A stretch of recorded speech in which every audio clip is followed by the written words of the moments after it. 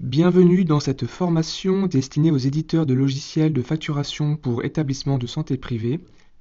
Elle a pour objectif de vous présenter les nouvelles modalités de facturation de l'activité SSR en clinique privée, dont la réforme est applicable à partir du 1er mars 2023, afin que vous puissiez les prendre en compte dans votre solution. Cette formation est séquencée en plusieurs chapitres.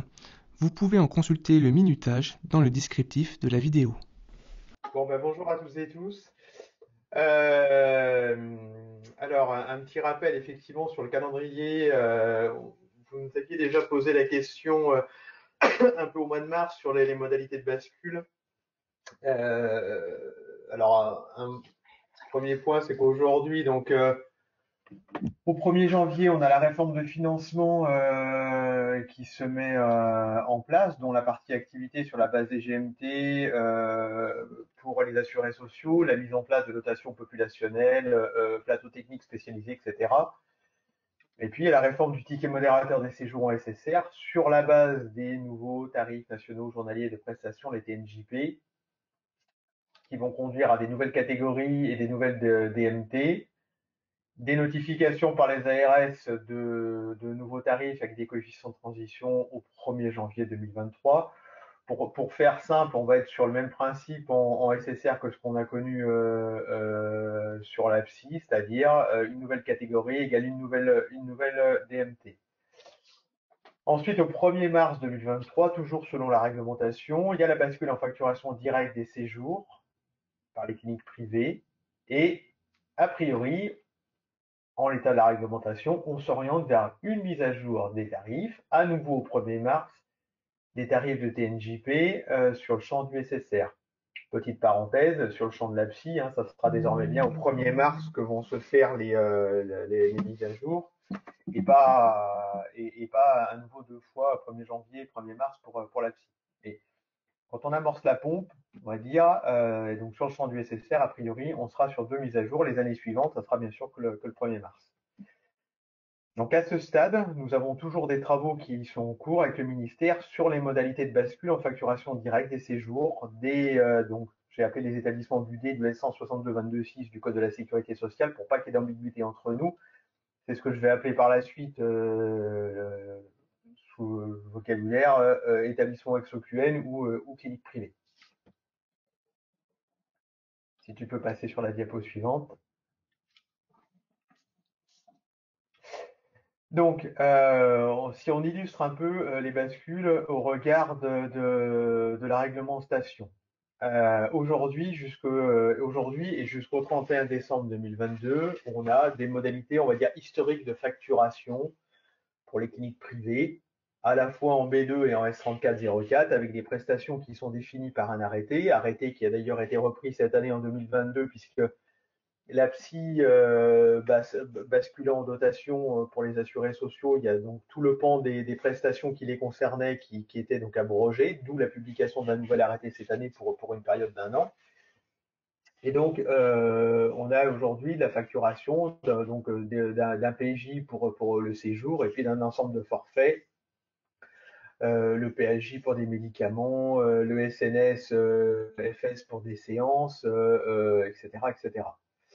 Donc ces prestations-là se retrouvent dans le S3404 jusqu'au 31 décembre 2022, avec donc en partie haute les prestations, en partie les prestations de séjour, en partie médiane les situations de médicaments pour des maladies intercurrentes et de délivrance de certaines prestations de LPP. La réglementation prévoit la possibilité de facturation en sus de 4 types de prestations, les véhicules pour handicapés dès lors qu'ils ont été adaptés, les orthoprothèses, etc., qui sont facturés en partie médiane et en partie basse, bien évidemment, les actes médicaux et paramédicaux des professionnels de santé, libéraux ou salariés, et selon les nomenclatures NGAP, NABM ou CCM.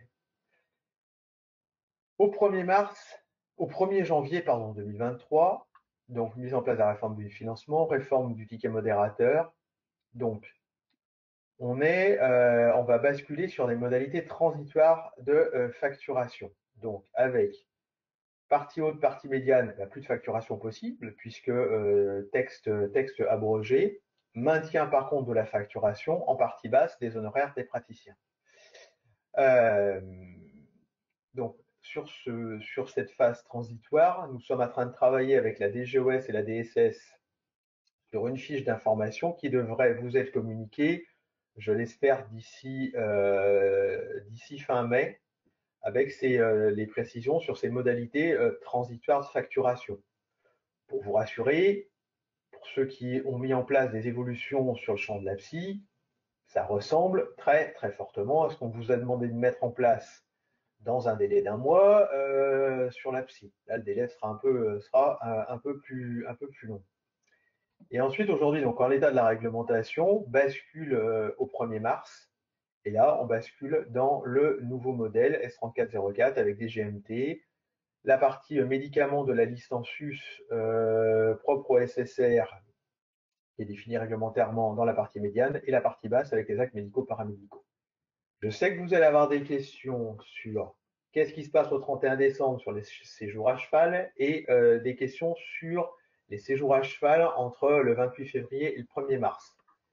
À ce stade, aujourd'hui, quand je dis qu'on a des travaux en cours avec la DGOS, c'est aussi sur ces points. Et donc, ne m'en voulez pas, je ne pourrais pas vous répondre aujourd'hui sur les règles de facturation, mais sachez qu'on l'a bien en tête et qu'elles vous seront bien précisées dans la documentation qui vous sera mise à disposition.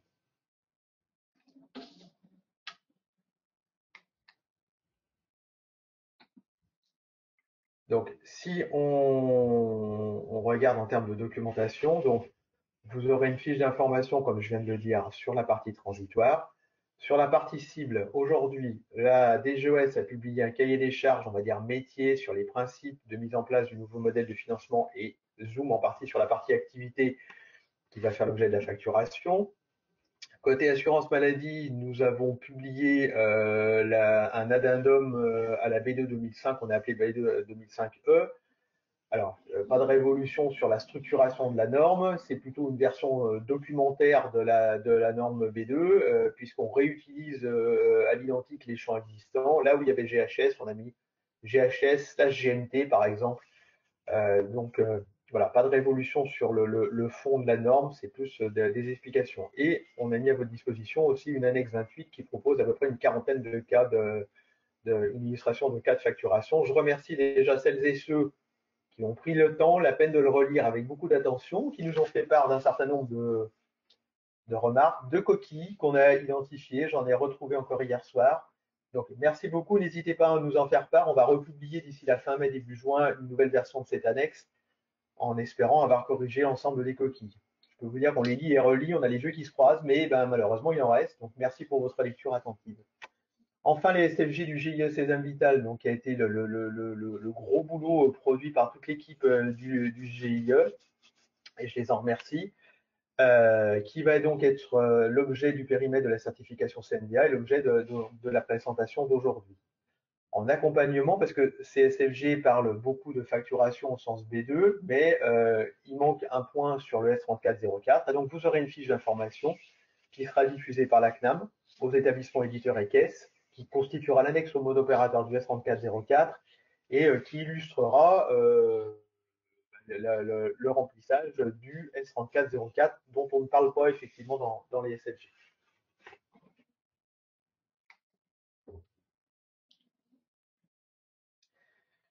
Donc cette réforme de financement impacte très fortement les logiciels de facturation des établissements comme les SI centraux des régimes d'assurance maladie. Si le principe de financement est similaire à celui de la T2A MCO, passage à un prix de journée et forfaitisation des séjours, pardon, les règles de facturation en SSR sont quand même en partie différentes des règles actuelles du champ MCO. On a essayé de vous en faire une petite synthèse des grandes différences dans la planche d'après. La mise en place de la réforme de financement s'accompagne en plus de la mise en œuvre de la tarification nationale journalière des prestations, des TNJP, pour calculer le ticket modérateur des séjours en SSR. Donc cette mesure va impacter également fortement les logiciels et constitue une différence majeure avec le champ du MCO pour les établissements ex-OQN, pour lesquels, je rappelle, existe aujourd'hui et continuera au-delà de 2023 une seule assiette, le GHS, pour le calcul de la part obligatoire et du ticket modérateur.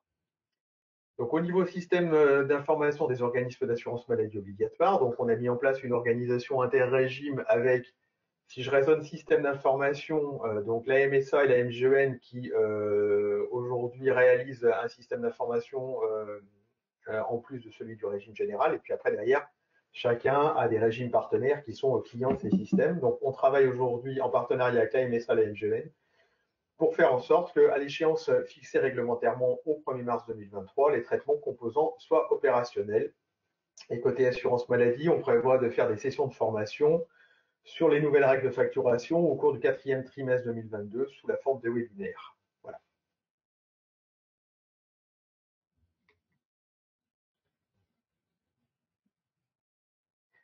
Alors, on va de toute façon rentrer dans le vif du sujet avec Martin, Elsa et Marthe, mais on a déjà eu des questions, des remontées, donc on a voulu vous faire une petite synthèse générale des différences entre les champs MCO et SSR. Hein, je viens de le dire. En MCO, j'ai une seule base de remboursement, le GHS, pour la part obligatoire, la part complémentaire. En SSR, il y en aura deux. C'est le modèle aujourd'hui des établissements MCO XDG. Ça sera celui sur le SSR. Donc, en SSR, établi sur le GMT, pas sur le GHS, il y a une coquille, hein, et la BRAMC est établie sur le TNJP.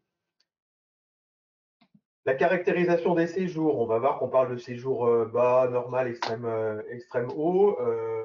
En MCO, c'est établi sur la durée de séjour, donc date de fin moins date de début, quelque part. En SSR, c'est sur le nombre de jours de présence effectif. Donc, c'est pas sur la même notion. On a l'application même du modèle avec sur les parties zone basse, des règles différentes de calcul entre le MCO et le SSR. On verra qu'on a un coefficient de pondération à un moment donné qui va s'appliquer, qui peut s'appliquer. Et puis même en termes de règles de facturation, le XB a existé. Il fut un moment sur le champ du MCO, n'existe plus aujourd'hui. Et là, on fait apparaître l'équivalent d'un EXB qui est un SZB sur le champ du SSR. C'est pareil, on va le voir par la suite. En MCO, on n'a qu'une zone forfaitaire. En SSR, on peut en avoir trois. Et sur la partie haute, en MCO, on a une zone extrême haute qui conduit à l'EXH. En SSR, on peut aller jusqu'à deux zones hautes et extrême hautes. L'hospitalisation de plus de 30 jours, on va voir qu'il y a quelques règles différentes entre le champ du MCO et du SSR, parce que souvent le SSR arrive après le MCO. Donc, il y a la prise en considération, en plus du mode d'entrée, est-ce que j'arrive directement dans l'établissement SSR ou est-ce que je suis transféré d'un autre établissement? Les médicaments en sus, en MCO, on est avec un taux à 80% en sus du GHS, en SSR, on sera à 100% en sus du GMT. Sur enfin des différences sur la population, les AME et relations internationales en MCO, c'est établi sur la base du GHS. En SSR, on revient à ce qu'on a connu avant 2013 sur le champ du MCO, c'est-à-dire 100% prix de journée, 100% TNJP.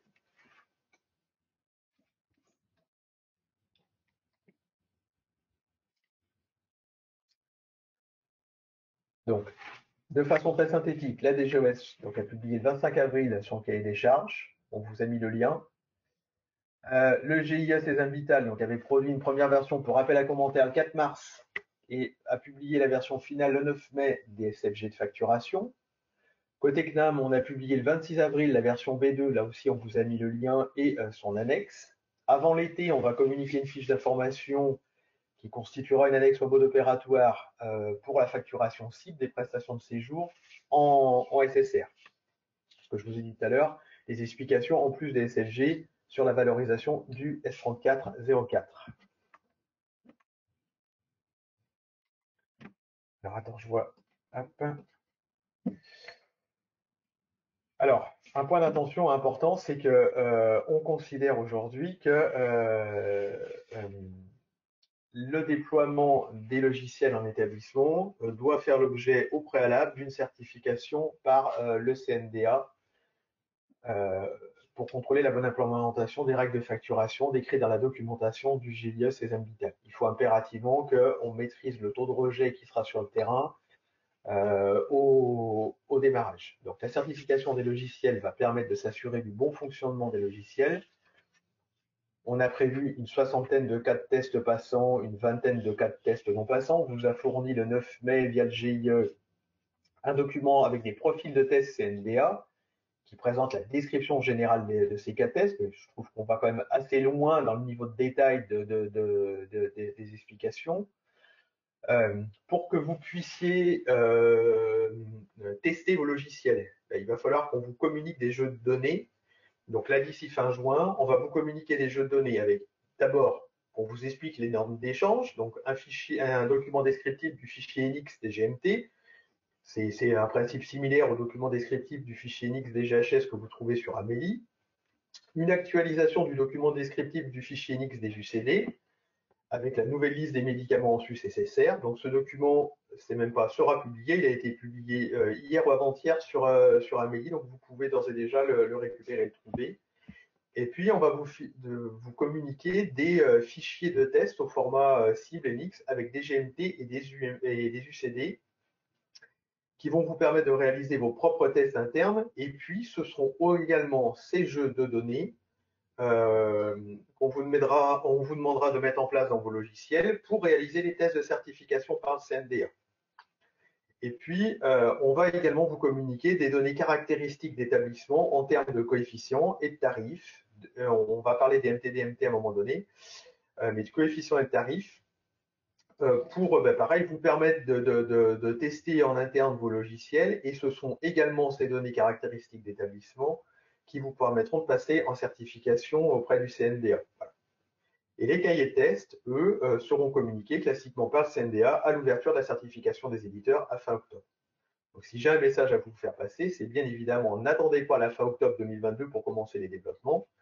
Hein, on vous met à disposition le plus en amont possible. Alors je sais que vous allez me dire, même maintenant au mois de mai, c'est déjà ric-rac, on est bien d'accord. Mais on vous met à disposition le plus en amont possible l'ensemble des documents, des fichiers de test pour vous permettre d'avancer. Si vous estimez qu'il vous manque des choses, faites-nous en part et on examine comment on peut répondre favorablement ou pas à vos demandes. Voilà. On va reprendre et détailler les points que a synthétisé Gaël dans cette première partie. Le but de notre formation, c'est que à la fin, vous ayez bien compris le périmètre d'application de la facturation individuelle pour les cliniques privées en SSR, donc quelles prestations s'appliquent, etc. On va aussi on va aller dans le détail de ces prestations concernées par la facturation, parce qu'il y a un certain nombre de choses à dire et un certain nombre de mécanismes à expliquer. Et donc, le but, c'est que vous connaissiez les principes de facturation en SSR, les prestations, les compléments et les exonérations. L'autre objectif et le dernier objectif de cette formation, c'est que vous sachiez utiliser nos SFG pour implémenter le processus. Donc, on va réexpliquer ou expliquer voilà, comment sont structurés nos SFG, quelles informations on trouve où, et pour que justement vous soyez à la lecture complètement au fait de où trouver l'information et que ce soit plus facile pour vous d'implémenter et qu'il y ait moins de support, donc moins d'échanges et un gain de temps pour vous. Ce qui fait que cette présentation est réalisée en 4 parties. Donc d'abord le périmètre couvert par les SFG SSR. Après, on va passer une bonne partie sur la structuration des SFG en séjour SSRCP qui se rapproche de la structuration de nos SFG en MCO. On va après faire un focus sur les prestations en séjour SSR, donc focus sur comment fonctionnent les prestations.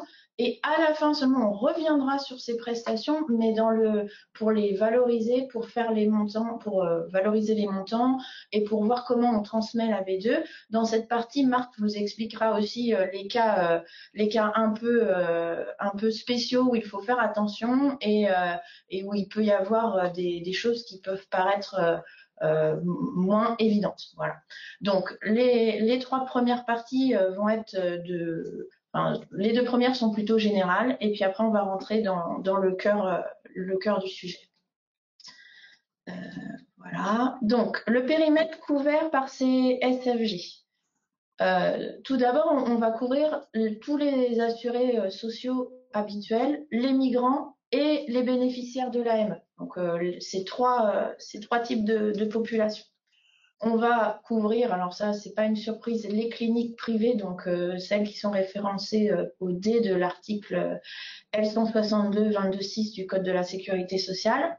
Et en fait, notre périmètre couvre uniquement les séjours en hospitalisation, pas les ACE. Et on va parler des soins de suite et de réadaptation, donc le SSR. Vous ne vous êtes pas trompé de formation, vous êtes dans la bonne. Les prestations concernées, alors pour les prestations qui concernent un séjour, on va avoir d'abord les séjours qui vont être financés sur un premier mode de financement qui sont basés sur un GMT. Donc ce GMT, cette prestation GMT va pouvoir être facturée et elle va avoir éventuellement des suppléments. Donc c'est toute la mécanique qu'on vous expliquera en troisième partie.